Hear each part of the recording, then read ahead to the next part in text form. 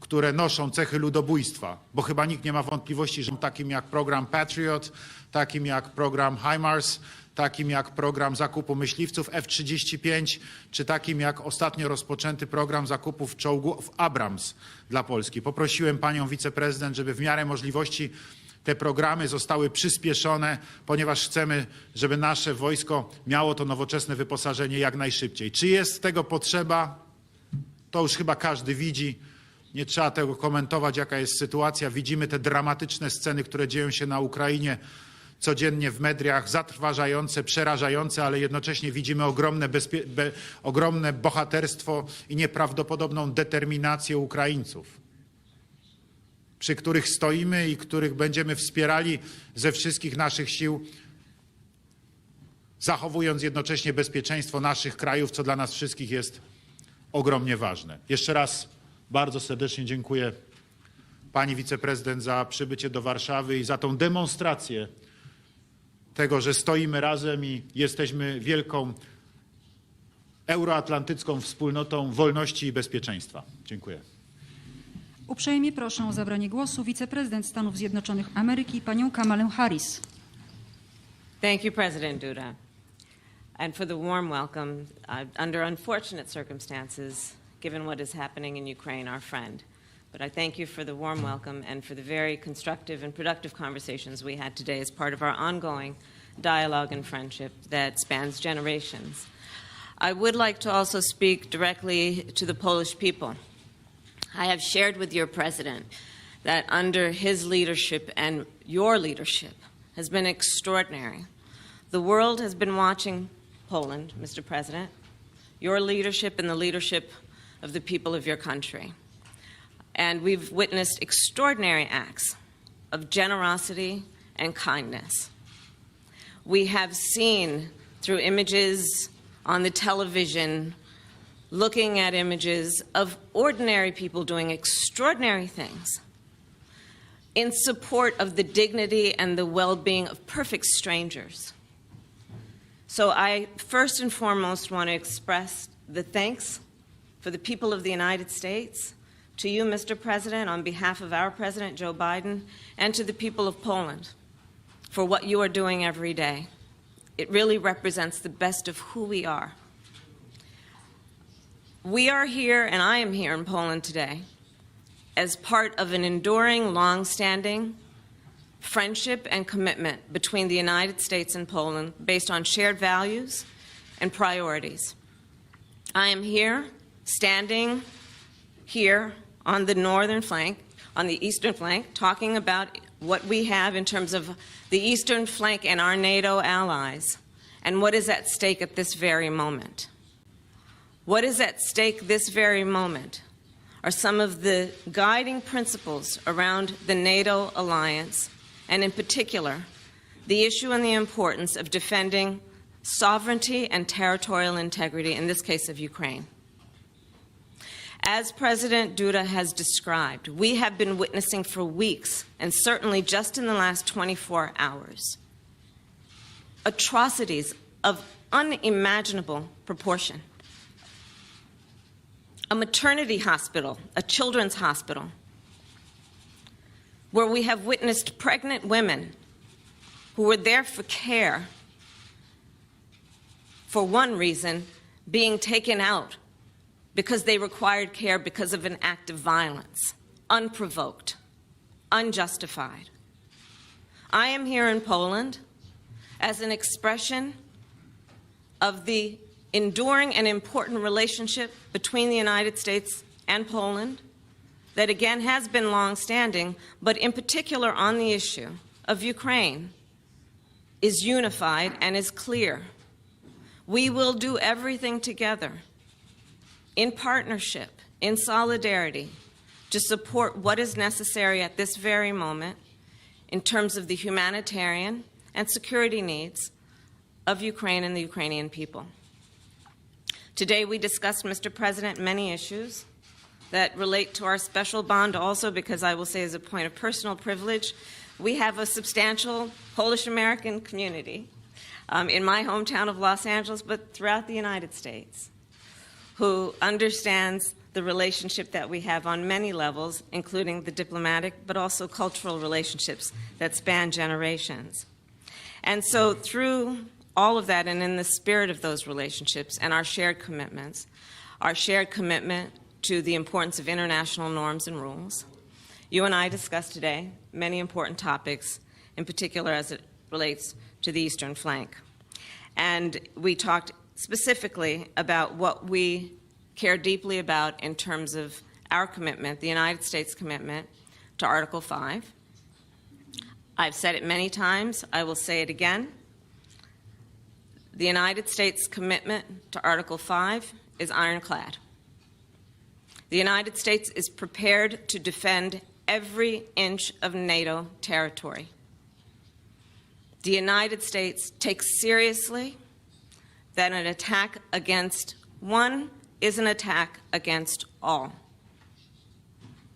We are here today to restate that commitment, but also to do what we must do to reinforce our support of Poland and our allies through the EU and NATO alliance. In particular, as it relates to troop deployment, we have recently deployed an additional 4,700 American troops to Poland. That's on top of the years of rotation of about 5,000 American troops in Poland. We are pleased to have announced this week that we have directed 2 Patriot missile defense systems to Poland, and today I can announce that we have delivered those Patriot systems to Poland. We do this as a reminder and as a demonstration of our commitment to the security of our allies and our commitment in particular to Poland at this moment in time. As it relates to the people of Ukraine, they have suffered immensely. When we talk about humanitarian aid, it is because, yes, the assistance is necessary, but what compels us also is the moral outrage that all civilized nations feel when we look at what is happening to innocent men, women, children, grandmothers, grandfathers, who are fleeing everything they've known. Our outrage, which compels not only our security assistance, but our humanitarian assistance, is rooted in the fact that also we support the people of Ukraine who have shown extraordinary courage and skill in their willingness and, yes, ability to fight against Putin's war and Russia's aggression. So today we are also announcing, in pursuit of what must happen, which is to provide humanitarian assistance, that we will give another $50 million, the United States will, through the UN's World Food Program, to assist with humanitarian aid. The President and I also talked about the fact that, as he mentioned, Poland has taken, in just a very short period of time, in excess of 1.5 million refugees in from Ukraine. And that has put an extraordinary burden on Poland and the people of Poland. And so we will continue with the support that we can give you, Mr. President, in terms of the work that you and the people of Poland have been doing to bear this burden, but in a way that really has been with such grace and such generosity. We also are pleased to have shared with the President what our United States Congress has done, which is there is a commitment now of $13.6 billion in humanitarian and security assistance that will be then distributed and shared with Ukraine and the people of this region and Europe. All again understanding that this moment in time requires both a humanitarian response as well as security assistance. And today I'm also pleased to say that we are in ongoing discussions with Poland and our allies about the effectiveness of sanctions thus far and going forward. As we have announced in the United States, We have, through the United States Department of Justice, started a task force to do what is required and necessary and appropriate in terms of investigations as it relates to any criminal activities and behaviors on behalf of institutions and individuals, including oligarchs.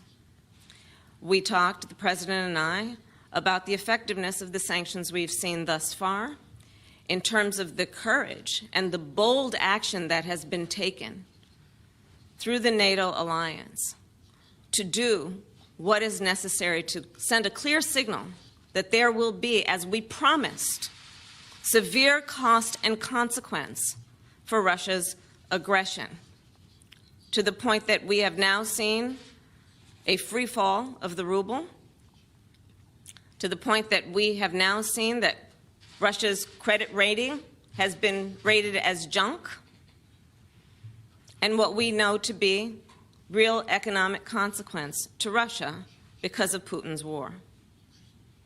As you know, the President of the United States also made the decision to do what was necessary in terms of the purchase of Russian oil in the United States. Again, we will continue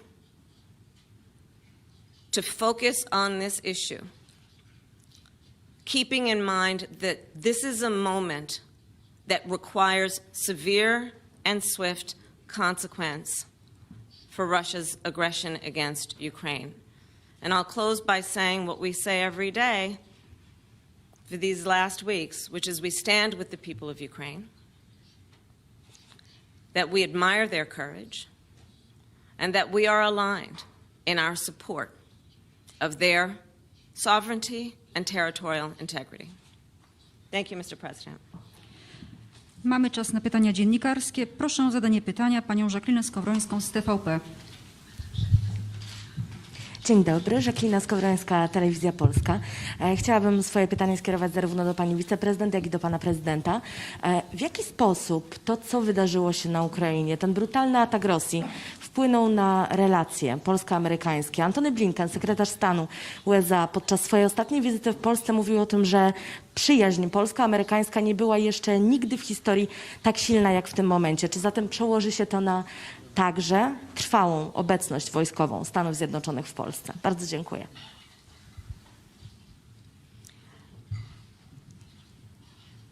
It cannot be said too frequently or strongly enough.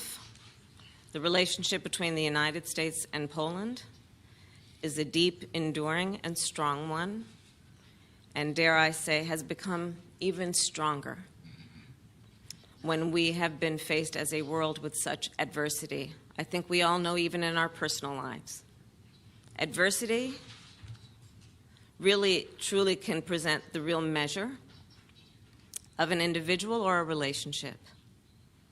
And what we have seen, without any doubt, is that this friendship and relationship between the United States and Poland is a strong one. Szanowni Państwo, odpowiadając na to pytanie, trzeba byłoby sięgnąć trochę głębiej. Powiem w ten sposób. Kiedy rozpoczynałem swoją służbę jako prezydent Rzeczypospolitej Polskiej w 2015 roku, doskonale zdawałem sobie sprawę z tego, że agresywna Rosja, tak jak kiedyś mówił o tym pan prezydent Lech Kaczyński w 2008 roku w Gruzji, nie poprzestanie tylko na ataku w 2008 roku na Gruzję i w 2014 roku na część Ukrainy. Wiedziałem o tym, że ten apetyt będzie imperialny, będzie się pobudzał w miarę jak świat nie będzie na to reagował. I że jeżeli świat nie będzie reagował, jeżeli Sojusz Północnoatlantycki nie stanie twardo, to będziemy mieli kolejne ataki ze strony Rosji, w których być może prędzej czy później ucierpi mój kraj, Polska. Rozpoczynając wtedy swoją prezydencką służbę, wiedziałem, że muszę uczynić wszystko, żeby Polskę przed tym ochronić. I trzeba powiedzieć jasno i mocno tutaj w tym miejscu w obecności pani wiceprezydent, że tymi, którzy rozumieli doskonale, o czym wtedy mówię, mówiąc o rosyjskim zagrożeniu. Byli właśnie przedstawiciele Stanów Zjednoczonych, byli przedstawiciele administracji prezydenta Baracka Obamy, sam pan prezydent, wtedy generałowie amerykańscy. To właśnie dzięki ich wsparciu uzyskaliśmy obecność Sojuszu Północnoatlantyckiego na wschodniej flance, wzmocnienie wschodniej flanki po raz pierwszy, odkąd w 1999 roku przystąpiliśmy do NATO. To właśnie szczyt NATO w Warszawie, przede wszystkim decyzjami prezydenta Stanów Zjednoczonych i jego współpracowników, ale także reszty sojuszników, których udało się przekonać, doprowadził do tej obecności na wschodniej flance sojuszu, a symbolicznie u nas tym państwem ramowym stały się Stany Zjednoczone i jednocześnie przyjechali żołnierze armii amerykańskiej, którzy rozpoczęli rotacyjną obecność w naszym kraju, rotacyjną, ale trwałą, ale cały czas. Żołnierze się zmieniają, ale armia amerykańska obecna jest cały czas na naszej ziemi. To był przełom. Jeżeli wspomnimy słowa prezydenta Lecha Kaczyńskiego, które powtarzałem wielokrotnie, który powiedział do mnie kiedyś w 2008 roku: Andrzej, wtedy, kiedy na naszej ziemi znajdą się amerykańscy żołnierze, znajdą się amerykańskie instalacje militarne, znajdzie się amerykański ekwipunek militarny, wtedy cały świat będzie widział, że to już nie jest rosyjska strefa wpływów. To jest właśnie prawdziwa przyjaźń. Jak powiedziała dzisiaj pani wiceprezydent, friend in need is the friend indeed.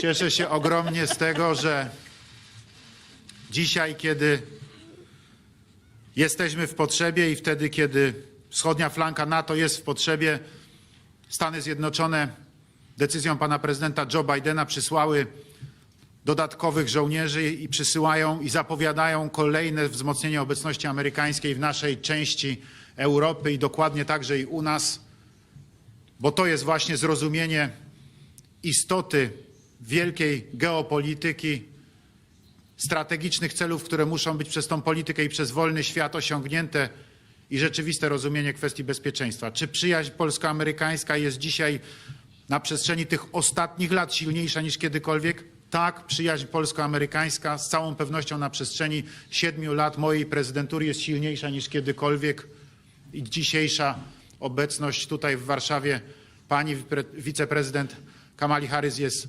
kolejnym tego dobitnym dowodem, jak i obecność wszystkich przedstawicieli administracji pana prezydenta Joe Bidena w ostatnim czasie tutaj na naszej ziemi, jak również, proszę państwa, to jak częste są kontakty pomiędzy mną a prezydentem Stanów Zjednoczonych, jak często rozmawiamy na te najważniejsze tematy dotyczące bezpieczeństwa i wzajemnych relacji. Tak, oczywiście. Jeżeli mówimy o wielkiej polityce i o przyjaźni, to jest właśnie przyjaźń w wielkiej polityce i to jest właśnie przyjaźń pomiędzy państwami. Z całą pewnością pomiędzy Polską a Stanami Zjednoczonymi jest ona w tej chwili bardzo silna. Najsilniejsza być może kiedykolwiek w historii.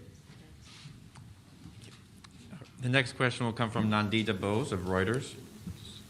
Hi, Madam Vice President. Thank you for, and President Duda, thank you for taking my question. President Zelensky has strongly asked for better air power in recent days. And my question is, what kind of alternative plans does the United States have to get materials to help Ukraine defend itself, especially now that you have declined Poland's offer on jets? Can you give us some specifics on what you discussed with the Polish leaders on this issue, Madam Vice President? And one for President Duda. The United States says, Mr. President, it was not consulted before you made the offer to make your jets available to the United States. Is that accurate? And did Poland act unilaterally in making an offer? If yes, why? Especially now that you have spoken about the strong relationship that U.S. and Poland has shared over the years. Thank you.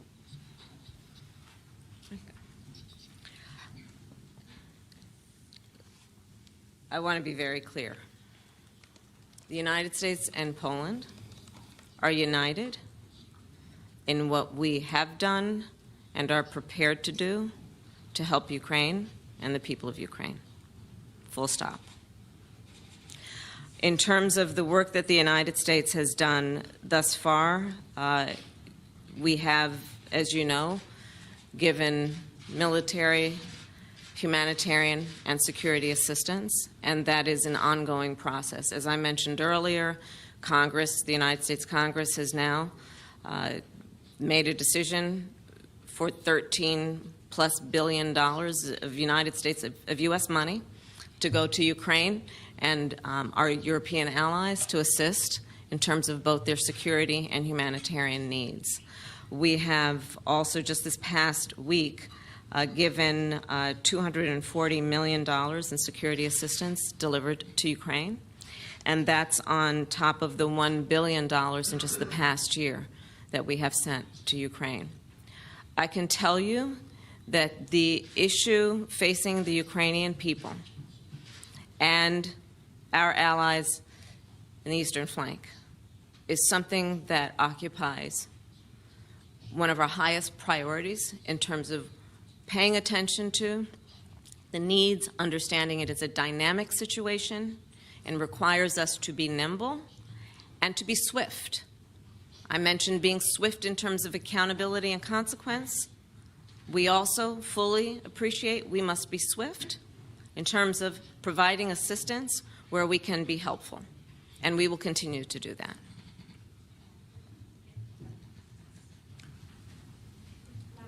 Any alternative plans, especially in light of the issue with Poland on jets? Well, we're making deliveries every day in terms of what we can do in terms of assistance, and in particular, when you look at what we've been doing as it relates to anti-tank and anti-defense systems, that is an ongoing process, and that's not going to stop to the extent that there is a need. Thank you. Kolejne pytanie. Proszę o zadanie Zaraz, pytania. bo jeszcze ja muszę odpowiedzieć, pani redaktor. Pani redaktor, sytuacja jest bardzo trudna, bo wszyscy obserwujemy, że na Ukrainie trwa walka o niepodległość, o suwerenność, o wolność i o przetrwanie. I wszyscy dzisiaj wspieramy z całych sił naród ukraiński, bo to nie tylko żołnierze, to naród ukraiński, który chwycił za broń po to, żeby bronić swojej ojczyzny. To nie tylko mężczyźni, to także kobiety, które walczą na froncie ramię w ramię z mężczyznami po to, by obronić swój kraj. I nie mamy wątpliwości, że potrzebują pomocy. Powiem więcej. Przyjmujemy absolutnie to, że mają prawo się tej pomocy domagać. Od wspólnoty międzynarodowej mogą się domagać tego wsparcia od NATO. Udzielamy im wsparcia humanitarnego i wsparcia rzeczowego, jak tylko potrafimy, i staramy się to czynić jak najlepiej. Pewne oczekiwania były kierowane w sposób bardzo jednoznaczny i mocny również w stosunku do nas, w stosunku do Polski. Ale my jesteśmy członkiem Sojuszu Północnoatlantyckiego i na kwestie bezpieczeństwa musimy patrzeć nie tylko przez pryzmat nasz osobisty, własny, przez pryzmat bezpieczeństwa Polski, ale musimy patrzeć też przez pryzmat bezpieczeństwa całego Sojuszu Północnoatlantyckiego. Krótko mówiąc, musimy być odpowiedzialnym członkiem Sojuszu Północnoatlantyckiego. Dlatego wobec zgłaszanych w stosunku do nas w sposób wyraźny przez stronę ukraińską i jakąś część społeczności międzynarodowej, w tym media, oczekiwań, postanowiliśmy zachować się tak, jak w naszym przekonaniu zachować się powinien wiarygodny członek Sojuszu Północnoatlantyckiego, który absolutnie nie zamierza w jakikolwiek sposób narażać sojuszu na trudną sytuację, a z drugiej strony również chce jednak mimo wszystko szukać możliwości wsparcia dla walczącej Ukrainy. I stąd wzięło się oświadczenie, które sformułowaliśmy razem z rządem Rzeczypospolitej, ja jako prezydent i rząd Rzeczypospolitej, a które zostało ogłoszone przez ministra spraw zagranicznych polskiego, dotyczące polskich możliwości militarnych co do pomocy Ukrainie. Po prostu postanowiliśmy oddać je do dyspozycji sojuszu. Oddać je do dyspozycji sojuszu, nie oczekując w zamian w zasadzie niczego, bo jak wyraźnie zaznaczyliśmy, za zamienniki, za uzupełnienie oddanego wyposażenia jesteśmy gotowi po prostu kupić to, co w to miejsce jest nam potrzebne, a sami jesteśmy gotowi oddać nasz sprzęt za darmo. Natomiast chcemy, żeby decyzja była podjęta przez sojusz wspólnie, tak aby Polska była cały czas wiarygodnym członkiem Sojuszu Północnoatlantyckiego, a nie krajem, który samodzielnie decyduje w sprawach ważnych, które dotyczą bezpieczeństwa sojuszu także jako całości, a więc wszystkich krajów sojuszu, a więc także i naszych sąsiadów, którzy do Sojuszu Północnoatlantyckiego należą.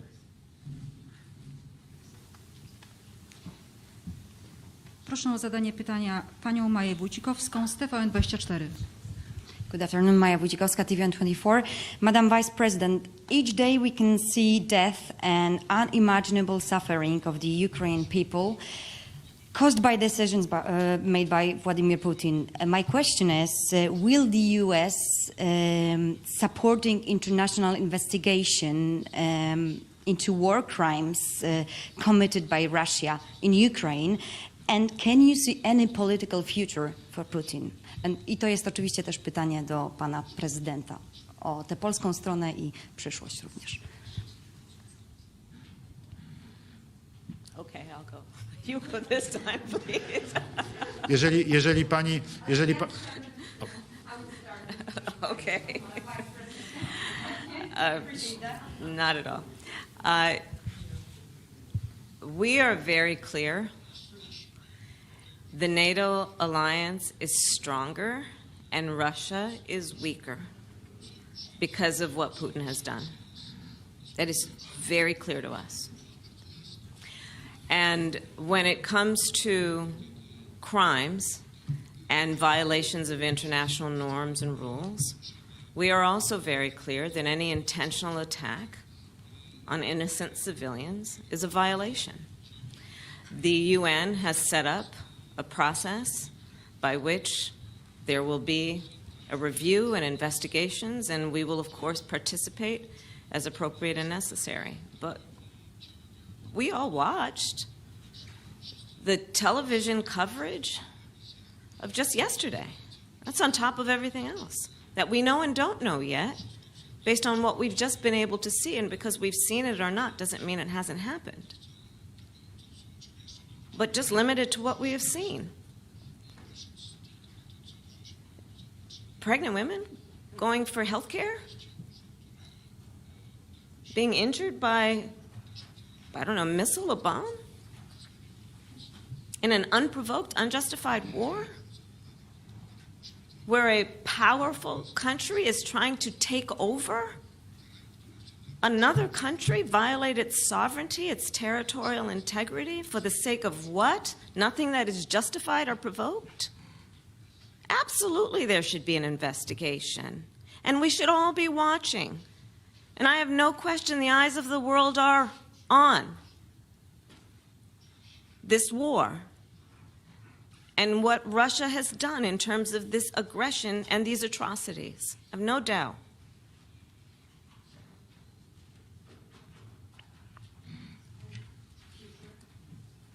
Dla nas oczywistą sprawą jest, że na Ukrainie Rosjanie popełniają zbrodnie wojenne. Mam nadzieję, że oczywistą sprawą w przyszłości również dla Trybunału rozpoznającego te kwestie będzie, kto jest za to odpowiedzialny. Natomiast proszę pamiętać o tym, że uchodźcy z Ukrainy przybywają w tej chwili do nas. Obecnie cały czas przez naszą granicę przechodzą ludzie, którzy byli świadkami zniszczenia ich domów, zabijania ich sąsiadów, bombardowania szpitali, strzelania do cywilów, do dzieci. To są dowody z zeznań świadków. To są także dowody, które są w ich smartfonach, gdzie nagrania podnoszą włosy na głowie. Takie sceny dzieją się dzisiaj, dzieją się przez ostatnie dni na Ukrainie. Sprawcami ich są Rosjanie. Przybyła do nas grupa prokuratorów wydelegowanych przez Trybunał do tego, aby zapoznać się ze sprawą. Zbierają dowody. My jako Polska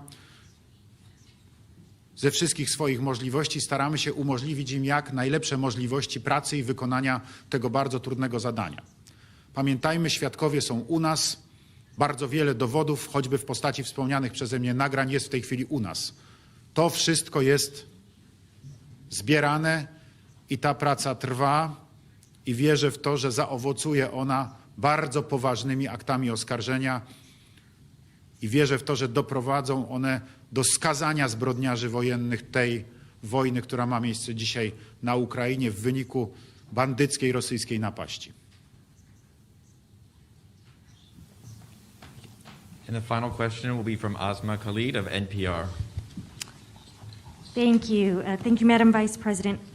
I wanted to ask you about some reporting that my colleague here in Poland noticed. He recently spoke with the mayor of the largest border town, who told him that the refugee system is essentially not set up for this, that it will collapse. It's an improvised system that can work for maybe 2 weeks, but not indefinitely. And I'm wondering what the United States is going to do more specifically to set up a permanent infrastructure. And relatedly, is the United States willing to make a specific allocation for Ukrainian refugees? And for President Duda, I wanted to know if you think, and if you asked the United States to specifically accept more refugees. Okay. A friend in need is a friend indeed. Okay, I can first. Okay, so this time. Szanowna pani redaktor, sytuacja jest bardzo trudna. Mówiłem o tym dzisiaj bardzo dużo do pani wiceprezydent Kamali Harris.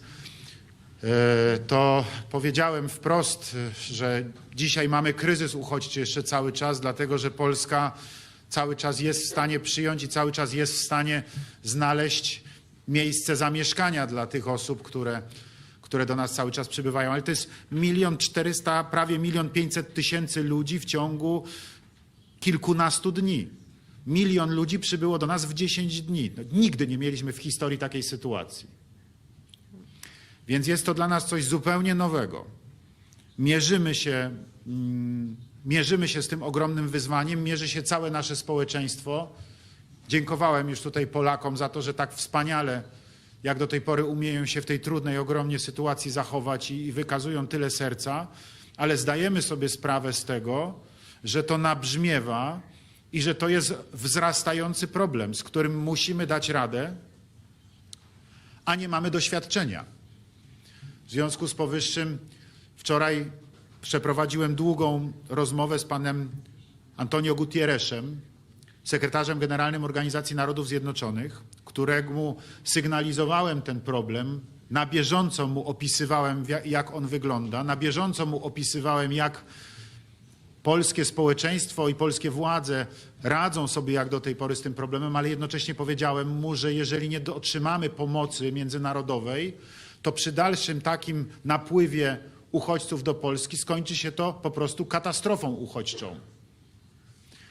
I poprosiłem o pomoc, zarówno tą pomoc materialną, finansową, w tym, żebyśmy sobie tutaj mogli w Polsce poradzić, jak również o pomoc ekspercką, ponieważ Organizacja Narodów Zjednoczonych dysponuje ekspertami, którzy widzieli już nie jeden taki kryzys i którzy, jestem przekonany, mają wypracowane metody radzenia sobie na różne sposoby i rozwiązywania problemów, jakie w związku z taką sytuacją kryzysową występują. Mówiłem o tym dzisiaj również w szczegółach pani wiceprezydent, że pomoc Stanów Zjednoczonych w tym zakresie jest dla nas bezcenna i bylibyśmy ogromnie wdzięczni, gdybyśmy jak najszybciej mogli z tej pomocy skorzystać. Rozmawialiśmy także o uchodźcach z Ukrainy, którzy mają rodziny w Stanach Zjednoczonych, którzy chcieliby przynajmniej na czas tej sytuacji wojennej spotkać się z tymi rodzinami, być u nich w Stanach Zjednoczonych i móc tam przeczekać ten czas wojenny po to, by potem wrócić do swoich domów. Prosiłem o to, by procedury dla takich osób, które dzisiaj są w Polsce, procedury konsularne związane z możliwością wyjazdu do Stanów Zjednoczonych zostały w miarę uproszczone, tak żeby te osoby rzeczywiście jak najszybciej mogły się ze swoimi rodzinami połączyć i mogły w ten sposób uzyskać pomoc i przetrwać ten krótki czas. Więc działamy i szukamy wsparcia międzynarodowego, bo rzeczywiście zdecydowana większość uchodźców z Ukrainy przybywa do naszego kraju. Nie ukrywam, że sądzę, że dlatego, że jesteśmy oczywiście krajem dużym i że sytuacja materialna przeciętnego obywatela Polski jest z całą pewnością lepsza niż sytuacja materialna przeciętnego obywatela Ukrainy dzisiaj, choć nie jesteśmy bogatym zachodem Europy, ale sytuacja Polaków w ciągu ostatnich lat poprawiła się znacząco, ale przede wszystkim sądzę, że przybywają dlatego, że wierzą, że także dzięki obecności Armii Stanów Zjednoczonych w Polsce i dzięki obecności naszych sojuszników z NATO, z Kanady, Wielkiej Brytanii, Rumunii i innych państw, w których żołnierze stacjonują u nas, Polska po prostu jest krajem bezpiecznym. Krajem, który nie zostanie napadnięty. Krajem, w którym bezpiecznie można przetrwać ten trudny czas. As the President said, we did discuss this issue, and I started by thanking the President and Poland and the people of Poland for what they have done. And I will restate what I said earlier this afternoon. They've shown extraordinary generosity and kindness and courage. And there have been some here who have relatives who have arrived from Ukraine, but I think there are many more who are taking in perfect strangers with barely a lot to give, but giving a lot nonetheless. So we recognize that, and we recognize the burden that it places on the government of Poland, on the president, and the infrastructure of this country. When you look at, as the president said, over 1.5 million people coming within 2 weeks virtually. Unprecedented if you track and look at refugee flows over the history of time from regions of conflict. So the United States is absolutely prepared to do what we can and what we must to support Poland in terms of the burden that they have taken on, that I think all of us who understand the moral obligation we should feel to help people who are fleeing harm and seeking refuge, the burden we should all be prepared to take on to support those people who are fleeing their home when they don't want to leave.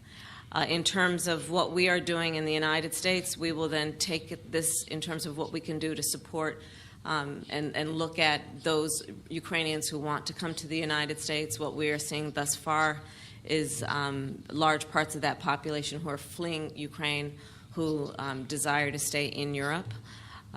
You probably know that we have made a decision as it relates to TPS, the temporary protected status.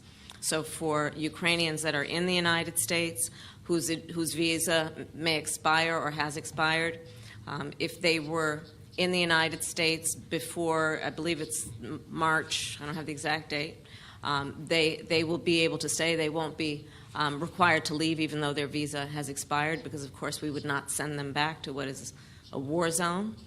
And the bottom line is that I have stated the position to the President this afternoon. As we have said many times through our work collectively in the UN, through NATO, we will support Poland in terms of the burden it is facing and our collective responsibility to ensure the safety and well-being of these refugees. Na tym kończymy konferencję prasową. Dziękuję Państwu za udział. Thank you very much. Thank you.